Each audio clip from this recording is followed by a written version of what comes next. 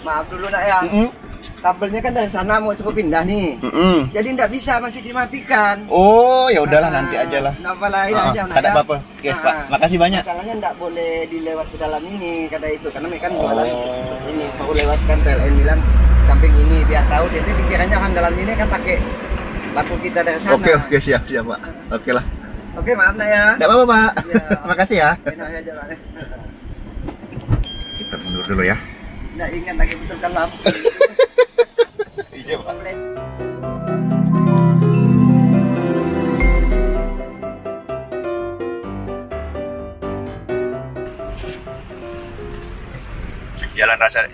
Jalan Raya Desa Kapur. Ini perbatasan gerbang desa nih. Ini kita masuk ke Mekar Baru, Desa Mekar Baru. Nah, ini teman-teman, beberapa bulan yang lalu sebelah kiri kanan ini sangat tidak enak dilihat. Ini masih ada sisa-sisanya nih. Orang itu buang sampah sembarangan, dibuang tidak lihat, masih ada tumpukan sampah yang terlihat. Ini sungguh contoh yang tidak patut dan harus segera dihentikan ya teman-teman ya. Nih mungkin kalau ada orang sekitaran yang pernah buang sampah di sini yang nonton video ini, tolonglah ya jangan dibuang di sini. Kita memang jauh untuk membuang sampah, itu ada di sana, itu di arah Jalan Trans Kalimantan. Itu mungkin ada sekitar 5 km dari sini. Kalau seandainya malas buang ke sana, itu kan teman-teman bisa ini nih, bisa bayar orang kan ada nih, saya langganan dengan yang tukang ambil sampah setiap bulan 30.000 aja kan. Kalau malas buang sampah nih, lihat tumpukan sampah di samping ini. Nah ini sebenarnya gini loh, kalau kita buang sampah sembarangan seperti ini, otomatis kan lingkungan kita jadi tampak buruk ya, jadi jelek, kumuh dan kotor gitu kan jadinya kan. Jadi kalau orang-orang tamu yang mau datang ke rumah kita itu ya akhirnya ngelihat kondisi lingkungan seperti ini kan rasanya nggak enak dipandang nih, gitu loh maksudnya. Ini kan lingkungan kita nih, lingkungan kita harusnya ya kita jaga sama-sama gitu kan, jangan dibuangin sampah sembarangan. Itu sih pesan saya sih, cuman kan saya tidak bisa memaksa. Sebenarnya udah ada itu aturan dari pemerintah, kalau buang sampah sembarangan itu ada sanksinya. Cuman ternyata kan fakta di lapangan itu kurang tegas dilaksanakan. Kalau saatnya dilaksanakan tegas, saya rasa orang akan takut buang sampah sembarangan kalau dilaksanakan tegas ya. Karena begini loh, saya juga pernah, dulu saya juga gitu, karena memang kurangnya latihan dari kecil untuk membuang sampah pada tempatnya, ya kan? Karena ya keterbatasan pendidikan juga kan. Dari lingkungan saya itu kan memang pendidikannya kurang.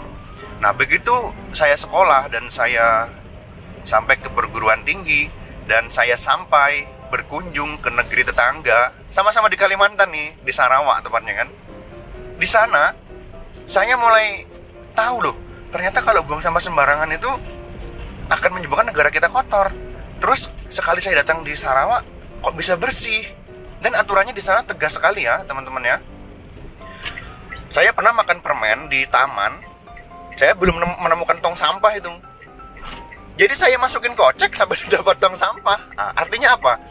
Artinya kita itu, warga kita itu bisa patuh jika aturannya itu tegas. Nyatanya orang-orang kita yang pergi ke Singapura ataupun ke Malaysia ataupun ke negara lain yang itunya lebih tegas, pokoknya negara-negara di Eropa ya lebih tegas aturan tentang buang sampah sembarangannya, kita juga bisa patuh gitu loh. Nah, karena di sini mungkin karena penegakan hukumnya untuk sanksinya itu kurang tegas sekali, makanya kita masih menyepelekan tentang buang sampah sembarangan.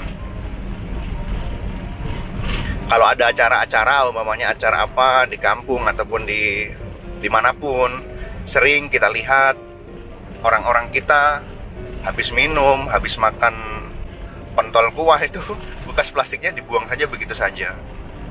Ya mungkin perlulah kita berikan, ataupun semua pihak yang punya wewenang memberikan edukasi kepada masyarakat itu tetap digalakan terus ya. Dan di sekolah-sekolah terutama dari TK, SD itu sudah dididik bagaimana caranya ataupun semaksimal mungkin untuk otomatis membuang sampah pada tempatnya. Jadi kalau saya sering nonton di YouTube ataupun kita baca-baca buku, manusia itu kan makhluk yang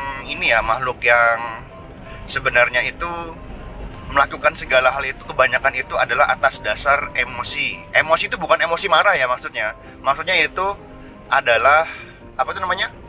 Memori eksplisit yang dia lakukan. Kayak saya lagi nyetir mobil ini sebenarnya saya sedang menggunakan emosional saya ini, emosi, bukan berpikir logis ya. Artinya kita melalui kebiasaan. Jadi kalau kita sudah terbiasa nyetir, maka kita akan semakin tangkas gitu. Nah, kalau anak dari kecil diajarkan cara membuang sampah yang tepat, membuang di tong sampah, mengantri, patuh antrian, tidak menerobos lampu merah, maka dia akan terbiasa. Itu langganan abang galon saya itu, teman. Nah, gitu. Nah, ini yang kurang di kita, terutama ya dari kita sendiri ya, di keluarga kita sendiri. Kita harus mengajarkan kepada anak-anak kita bahwa membuang sampah itu harus tepat di tempatnya, dan itu kita ajarkan dengan praktek, jangan cuma ngomong ya kan. Nah gitu aja, kita sudah sampai nih. Nah semoga saja kedepannya Indonesia bisa semakin bersih ya, kalau semua warga masyarakatnya itu membuang sampah pada tempatnya. Oke, kita udah sampai di tempat pencucian. Duh, sudah nggak ada. Wah, sudah nggak ada teman-teman. Jadi kita cuci di mana ini? Ah, itu bapaknya tuh. Kita tanya dulu. Apakah masih ada pencucian mobil?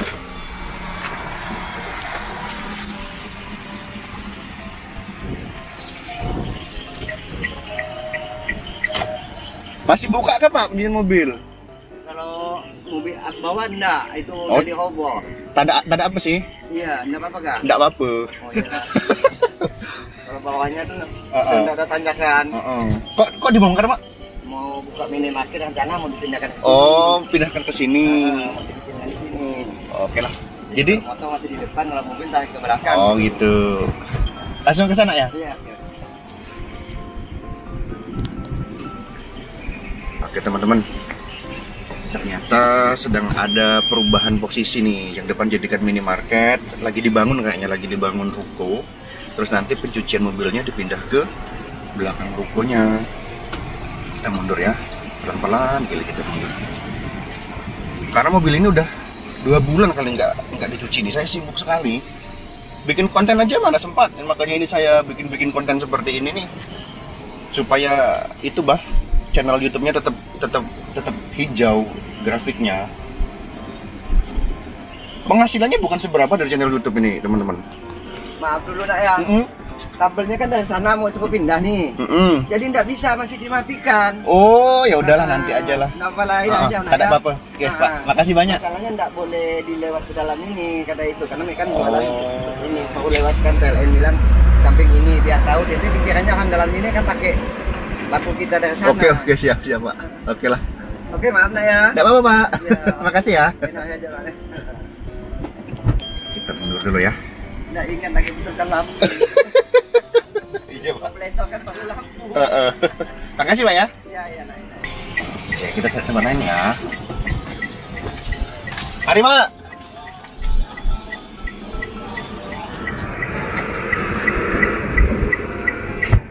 Oke teman-teman, hari ini gagal mencuci mobil. Saya nggak sempet teman-teman mau nyuci nih, karena jam 11 ini ada kuliah. Gini kan, saya ini kan lagi ngambil ini kuliah nih, lanjut ke pendidikan. Dulu kan saya ngambil D3 ya. Ini sekarang ada program dari Kemendikbud dan Riset dan Teknologi. Itu ada program RPL, yaitu Rekognisi Pembelajaran Lampau. Jadi pengalaman kerja kita itu bisa kita gunakan sebagai SKS, dihitung SKS gitu. Jadi kita bisa melanjutkan atau mengambil gelar yang lebih tinggi dengan cara RPL ini. Nah kebetulan saya kan ngambil D3 dulu keperawatan ya, perawat saya nih. Nah ngambil D3, jadi saya ingin melanjutkan sarjana dengan profesinya yaitu nurse. Jadi saya lanjut ke Eskep Nurse. Jadi ini kesempatan saya. Walaupun biayanya jengap-jengap juga nih teman-teman. Mahal teman-teman. Karena semester pertama masuk aja itu 22,5 juta kan. Nah semester berikutnya itu ada yang 19, ada yang 16, sampai ngambil profesinya itu. Jadi lumayan butuh dipikirkan benar-benar, karena saya sudah punya anak juga sekolah kan. sekolahnya juga lumayan bayarnya, karena di sekolah swasta di Al-Azhar Pontianak itu kan lumayan juga kan, kayak kuliah juga itu bayarnya. Tapi saya nekat karena kemarin teman-teman juga banyak yang nekat ya. Ya kita gini ya, gaji kita itu kan pas-pasan sebagai ASN ya kan, apalagi kami ASN itu ASN daerah. Jadi gajinya itu ya walaupun berapa disyukuri, cuman kan banyak baginya yang teman-teman. Untuk bayar BTN-nya itu kan saya kredit tuh, KPR itu 1 jutaan 1 bulan. Kalau gaji 3,5 juta berarti 2,5 juta. Belum lagi untuk bayar listrik, untuk transport ke tempat dari rumah ke tempat kerja, itu jauh teman-teman. Jauh tempat saya kerja ini, kebetulan hari Minggu saya libur dan lagi off, tidak piket, karena kami kan 24 jam tuh. 24 jam di tempat tugas saya itu pakai sistem piket. Jadi pas ini saya off ekstra, istirahat. Nah, makanya itu butuh pembiayaan yang lebih besar, karena untuk transport sana sini kan begitu, jadi banyak yang dipikirkan lah. Nah, makanya ini bikin konten supaya nanti kalau ada penghasilannya bisa untuk membayar kuliah saya nih teman-teman. Bukan ngemis ya teman-teman ya. Teman-teman suka ya silahkan subscribe dan ditonton video ini. Nah, ini teman-teman bisa dilihat nih kondisi di Desa Mekar Baru, Desa Kapur ya nih, Desa Kapur. Padat nih sekarang teman-teman, padat sekali.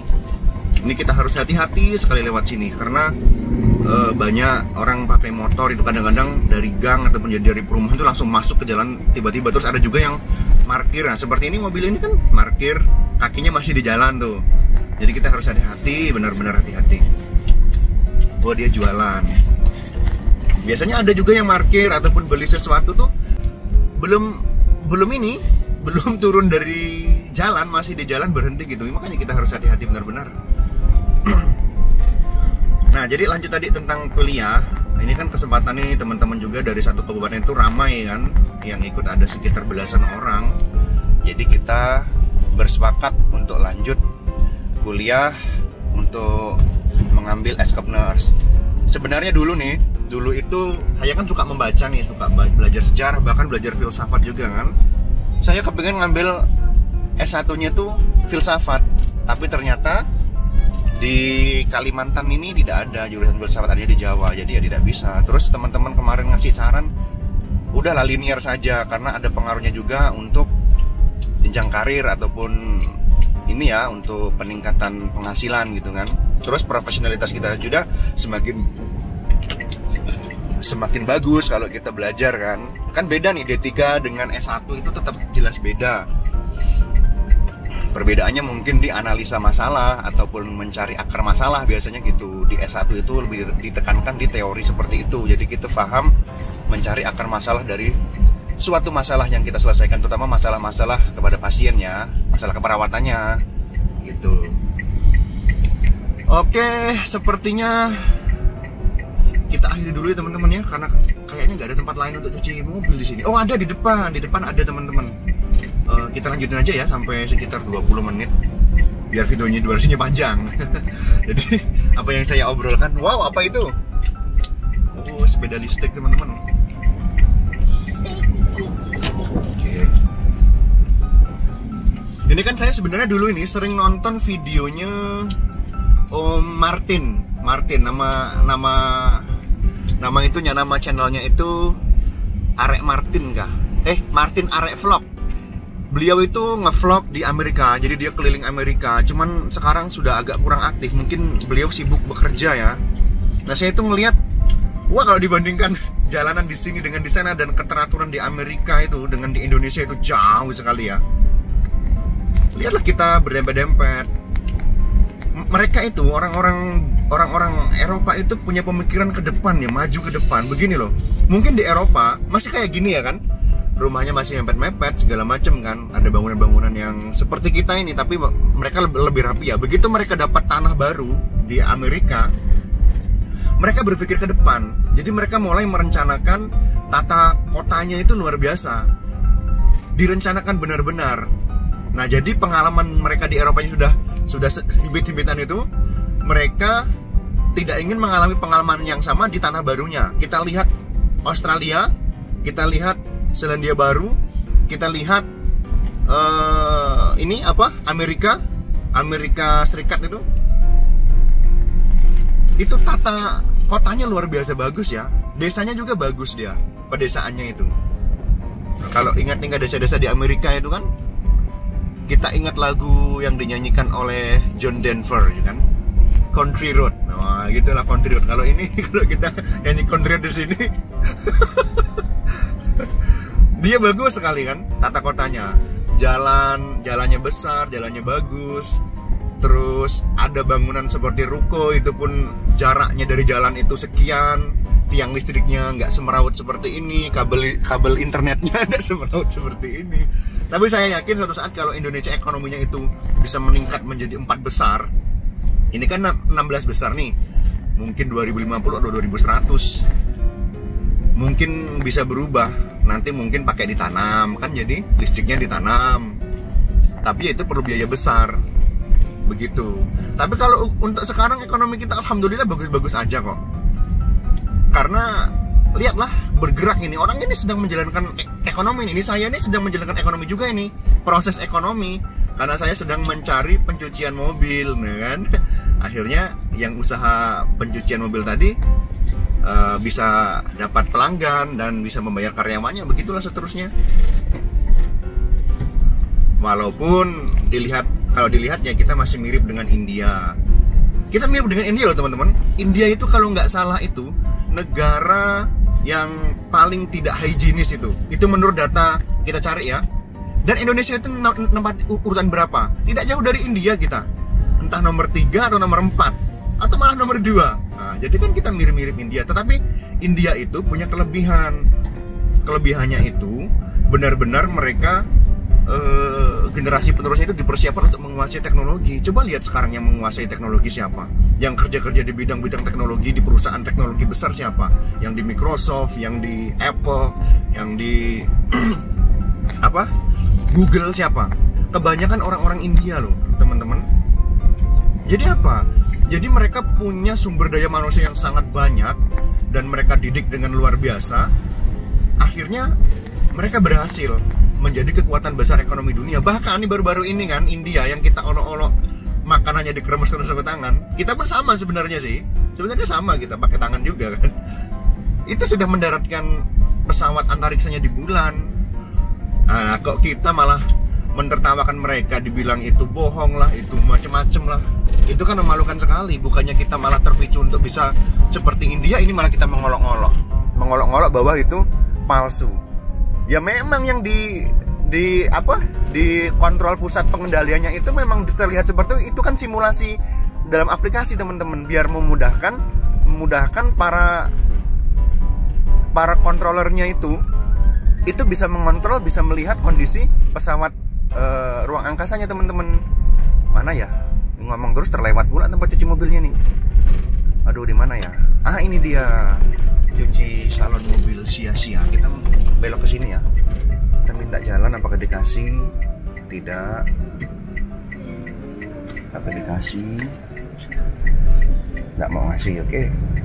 Ini ya teman-teman, kalau kita mau minta jalan tidak dikasih jangan diterobos. Kalau orang ngasih, berhenti atau mengerem baru kita masuk. Oke, oh ini dia salon mobil sia-sia. Berapa ya? Cuci mobilnya ya.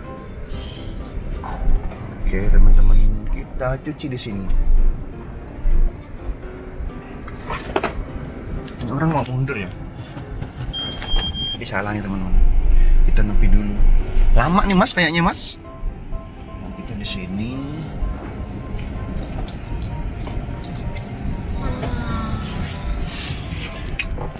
Oke.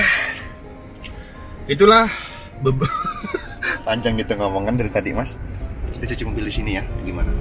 Setuju? Ini namanya salon mobil cia-cia.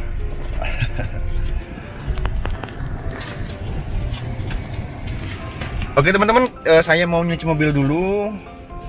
Besok lagi kita lanjutkan ngobrol-ngobrolnya. Silahkan teman-teman komentar di bawah. Mungkin ada yang mau menanggapi komentar saya, ataupun ada data saya yang tidak benar yang saya ucapkan, ataupun salah persepsi. Silahkan komentar ya teman-teman. Terima kasih sudah menonton. Assalamualaikum warahmatullahi wabarakatuh.